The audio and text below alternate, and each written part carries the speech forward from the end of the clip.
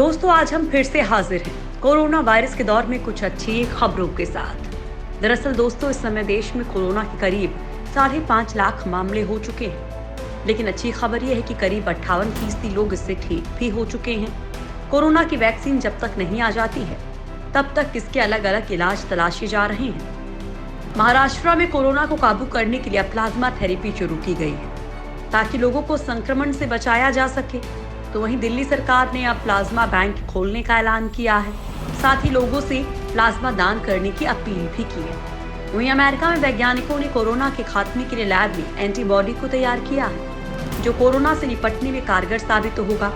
दोस्तों, आज हम आप लोगों को इन्हीं अच्छी खबरों के बारे में विस्तार से बताएंगे। साथ ही हम आप लोगों को बताएंगे कि विश्व स्वास्थ्य संगठन ने किस फार्मा कंपनी की वैक्सीन के जल्द आने की संभावना जताई है। नंबर 1, कोरोना के खात्मे के लिए लैब में तैयार हुई एंटीबॉडी।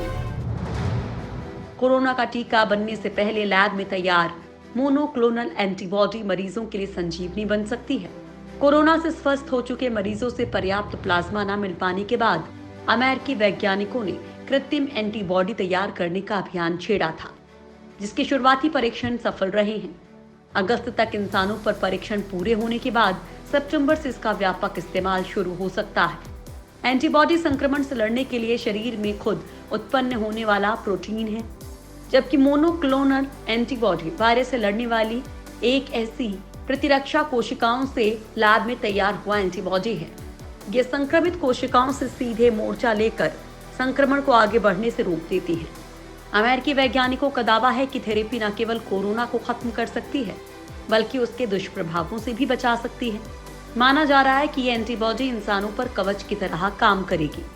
एंटीबॉडी थेरेपी 2-3 महीने तक संक्रमण से बचा सकती है, लेकिन वैक्सीन बनने तक ये वायरस से सीधे मोर्चा ले रहे डॉक्टर, नर्स, सुरक्षा कर्मियों या संक्रमण के जोखिम वाले लोगों के लिए रक्षा कवच का काम कर सकती है। नंबर 2, महाराष्ट्र में सबसे बड़ा प्लाज्मा थेरेपी ट्रायल शुरू। देश में कोरोना के सबसे ज्यादा मामले महाराष्ट्र में सामने आ रहे हैं, लेकिन अब इस वायरस से लड़ने के लिए महाराष्ट्र सरकार ने कमर कस ली है। महाराष्ट्र में कोरोना वायरस संक्रमित मरीजों के इलाज को प्लाज्मा थेरेपी सुविधा केंद्र शुरू हो रहा है। दावा किया जा रहा है कि दुनिया का सबसे बड़ा प्लाज्मा थेरेपी सेंटर है। कोविड-19 से संक्रमित मरीजों का इलाज यहाँ प्लाज्मा थेरेपी से किया जाएगा। राज्य में प्लाज्मा थेरेपी कोविड-19 के रोगियों को स्वस्थ करने में सफल रही है। ट्रायल के दौरान दावा किया गया है कि यहाँ 10 में से 9 मरीज प्लाज्मा थेरेपी से ठीक हो रहे हैं।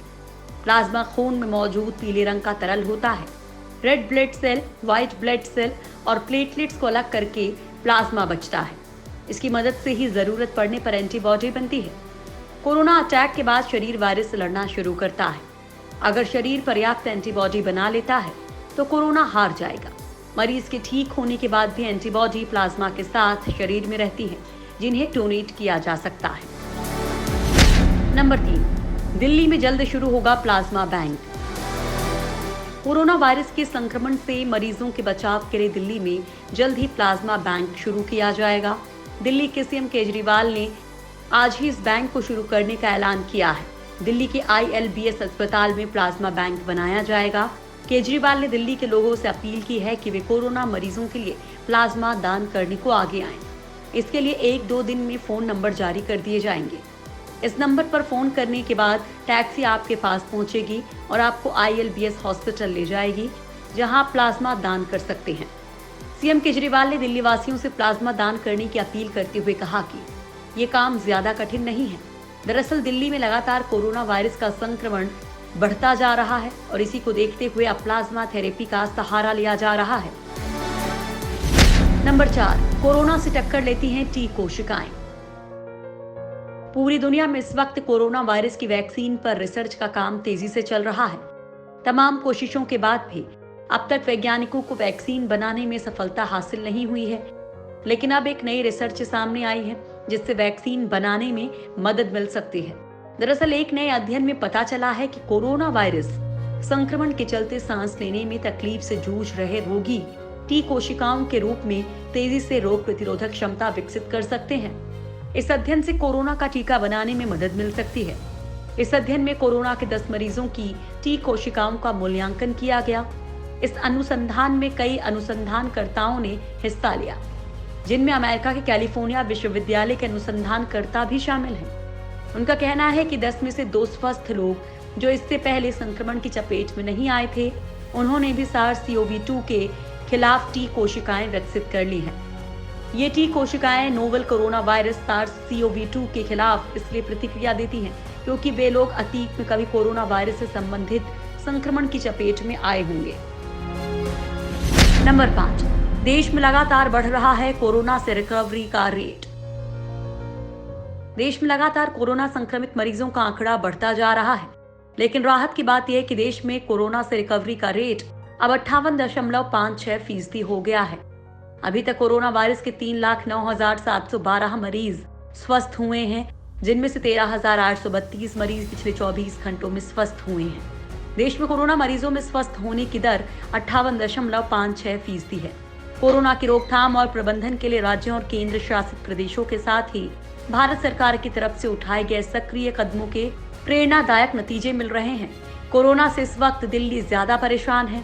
इससे निपटने के लिए बेडों की संख्या लगातार बढ़ाई जा रही है। इसके लिए बैंक्वेट हॉलों को अस्पतालों से जोड़ा जा रहा है।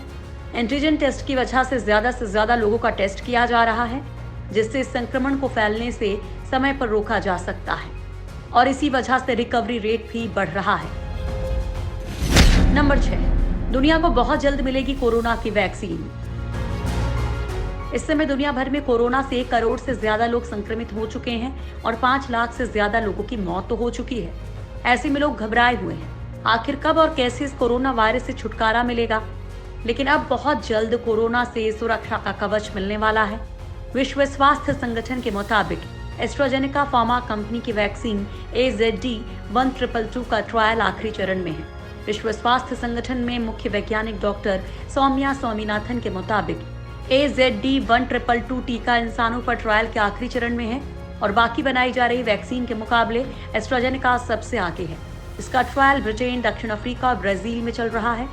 यहाँ इस टीके को 10,260 लोगों को दिया जाएगा। AZD1222 टीके को ब्रिटेन की ऑक्सफोर्ड यूनिवर्सिटी के जेनियर इंस्टीट्यूट ने बनाया है। एस्ट्राजेनेका कंपनी का दावा है कि कोरोना वायरस का टीका इस साल के अंत तक बाजार में आ जाएगा। नंबर 7, इम्यूनिटी बढ़ाने के लिए आरोग्य संदेश मिठाई। बंगाली मिठाइयों को पसंद करने वालों के लिए कोरोना महामारी के बीच में अच्छी खबर आई है। पश्चिम बंगाल सरकार संदेश को बाजार में उतारने की तैयारी कर रही है, जिसमें सुंदरबन के शहद का इस्तेमाल किया जाएगा, जो प्रतिरोधक क्षमता बढ़ाने में मददगार होगा।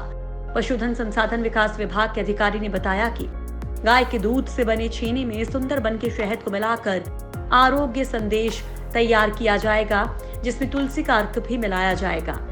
इससे पहले कोलकाता में मिठाइयों की एक प्रतिष्ठित स्वीट चेन ने बाजार में स्पेशल संदेश पेश किया था। उनका दावा था कि यह संदेश शरीर की इम्यूनिटी बढ़ाने में मदद कर सकता है।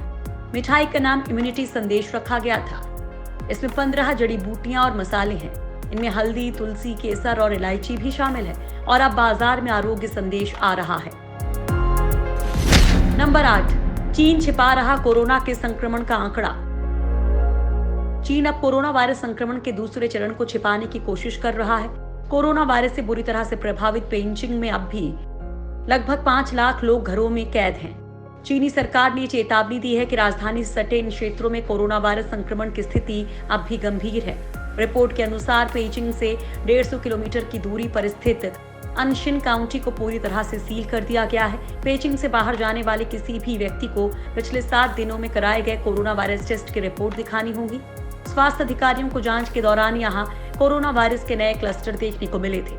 बताया जा रहा है कि संक्रमण की ऐसी ही स्थिति वुहान में भी देखने को मिली थी। कोरोना वायरस के संक्रमण के दूसरे चरण में चीन में अब तक 311 नए मामले रिकॉर्ड किए गए हैं।